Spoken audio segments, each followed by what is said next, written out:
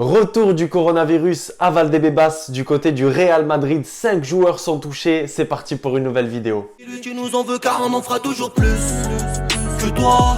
Les Madridistas, j'espère que vous allez bien. Nouvelle vidéo. On est à 48 heures de ce Real Madrid-Cadiz. Une nouvelle fois au Santiago Bernabéu. 3 matchs d'affilée, ça fait vraiment plaisir. Victoire face à l'Inter, victoire face à l'Atlético. J'espère que vous avez vu le vlog. Et puis ce week-end, Real Madrid-Cadiz, c'est à 21 h, c'est dimanche soir. Exceptionnellement, l'avant-match est maintenant parce que je me devais de vous faire une vidéo. Aujourd'hui, ce matin, tirage au sort de la Copa del Rey. Cet après-midi, encore des nouvelles concernant ce cluster. Malheureusement, à Madrid, retour du coronavirus. Je vais vous en parler juste après dans la vidéo. Vous le savez, OneFootball, partenaire de la chaîne, sponsorise cette vidéo.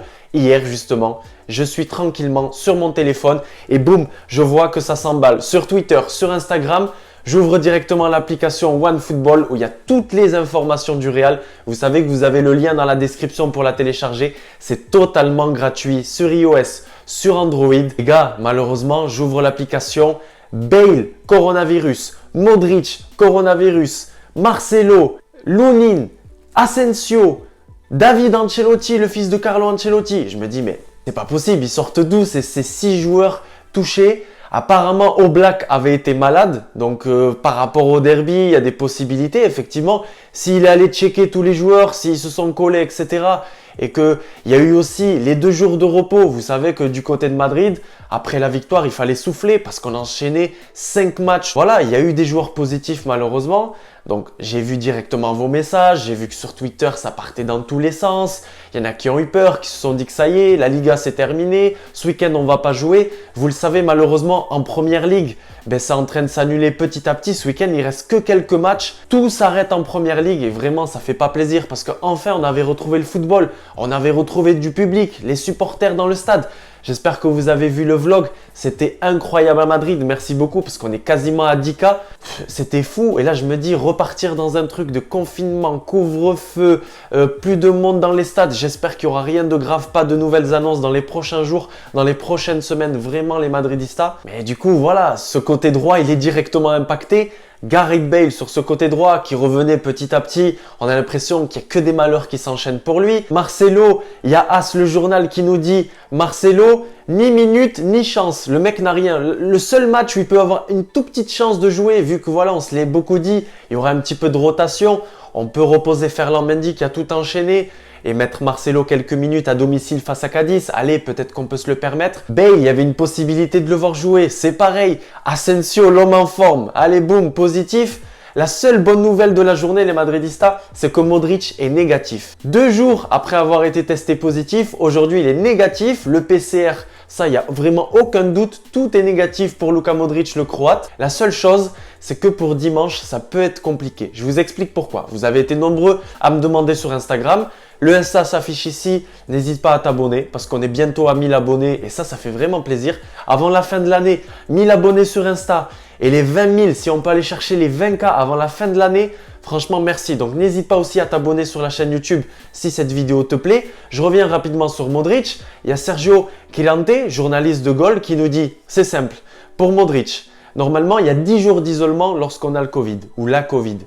Donc Modric apparemment c'était jusqu'au 13. Mais finalement, s'il fait un nouveau test demain, si le médecin du Real Madrid lui fait passer un examen au niveau du cœur, un examen cardio et que tout est bien, tout est négatif et il n'y a aucun souci, apparemment il pourrait être de retour demain à l'entraînement. C'est le dernier avant le match face à Cadiz et on pourrait peut-être le voir mercredi face à l'Athletic Bilbao parce que vous savez qu'on se déplace à Bilbao.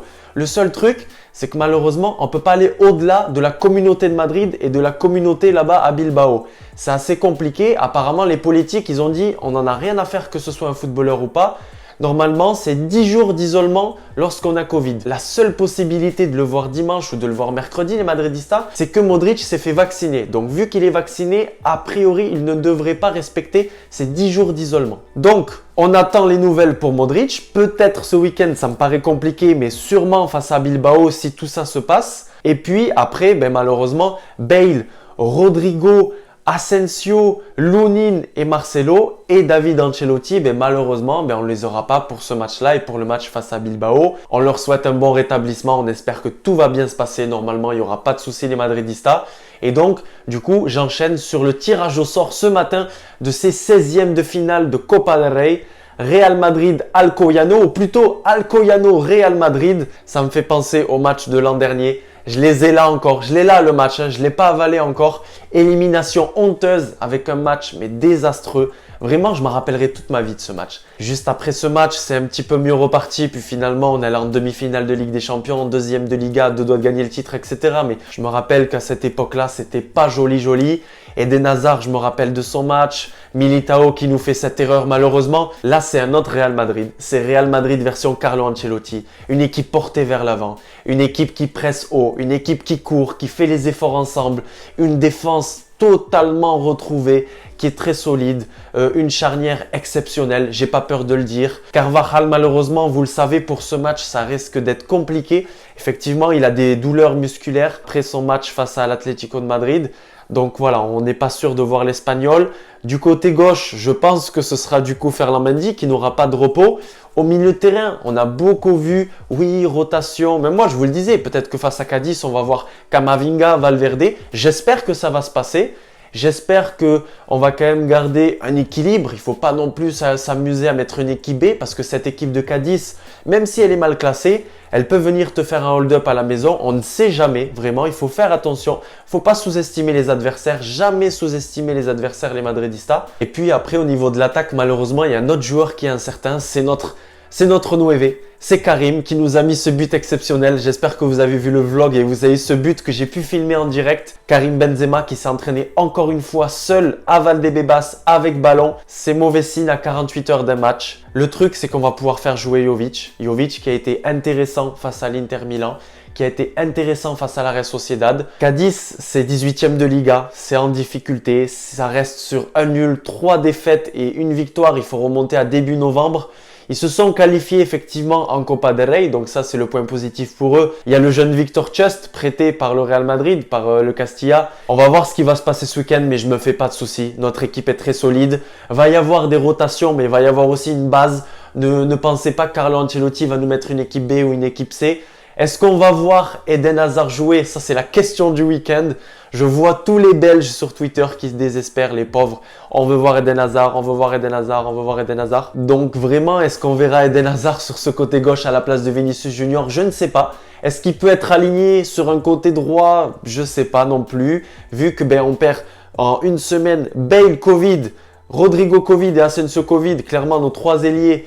Est-ce que ça peut lui donner une chance à Eden Hazard? N'oublions pas qu'il y a Lucas Vazquez. Attention à ce que Carlo Ancelotti ne préfère pas Lucas Vazquez qui a joué un peu plus de minutes récemment que l'international belge. Ça, vraiment, on aura la réponse dimanche soir à 21h sur beIN Sport. Pour moi, ce week-end, les joueurs qu'on peut voir sur le terrain, qui pourraient remplacer des joueurs, des cadres qui ont trop joué récemment, c'est Nacho en défense centrale, pourquoi pas, ou à droite, du coup, à la place de Carvajal, à voir si Lucas Vazquez est positionné à cette place d'arrière droit. C'est potentiellement Valverde. J'espère qu'il y aura enfin des minutes de jeu pour Fede Valverde. J'espère qu'on verra Camavinga au moins une bonne mi-temps, qu'on puisse le voir, qu'on puisse le juger au moins sur 45 minutes.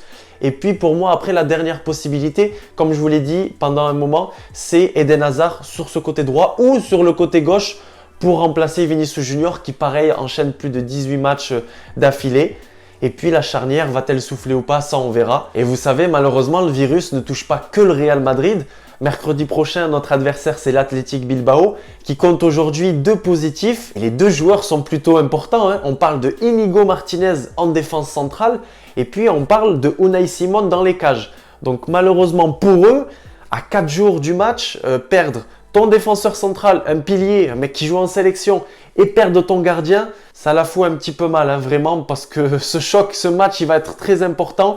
Donc pour eux, c'est mal parti aussi. Les Madridistas, j'ai envie de vous dire que c'est comme ça. On leur souhaite vraiment un bon rétablissement. Les choses à retenir aujourd'hui, c'était Modric négatif. Ça fait plaisir. On espère le voir le plus rapidement possible sur un terrain. Les 5 autres, la liste est longue.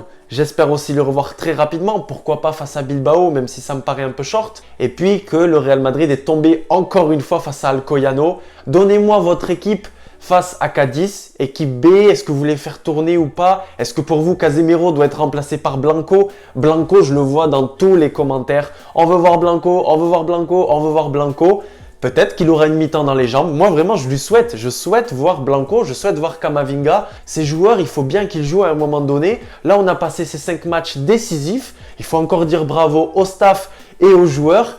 Et à Pintus, excusez-moi, dans la dernière vidéo, j'avais parlé de Bettoni il y a quelques minutes auparavant avec des amis. Donc du coup, j'avais Bettoni dans la tête, je ne sais pas pourquoi. Et du coup, j'ai dit Bettoni au lieu de Pintus. J'ai vu vos commentaires. Ouais, c'est pas Pintus, c'est pas Bettoni, c'est Pintus. Je sais que c'est Pintus. Je me suis juste mélangé. L'erreur est humaine, les Madridistas. Encore une fois, merci pour la force parce que les 20K en un an, c'est juste exceptionnel. À la Madridina Damas, n'hésitez pas à aller voir le vlog. Je sais que là, on approche les 10K. Ça fait vraiment plaisir. Il y en aura d'autres. Je me chauffe pour le PSG, pour aller vous filmer tout ça. Et ceux qui veulent venir, envoyez des messages sur Insta, c'est les débriefs de Nono. On va essayer de s'organiser un voyage parce qu'il y a plein de Madridistas qui sont chauds. À la Madridina Damas, n'oublie pas de t'abonner, d'activer la cloche de notification, de venir sur Instagram, de télécharger l'application OneFootball pour recevoir les dernières informations. Et puis nous, on se dit à dimanche soir pour le débrief. Il faut aller chercher la 11e victoire d'affilée. Ciao les Madridistas!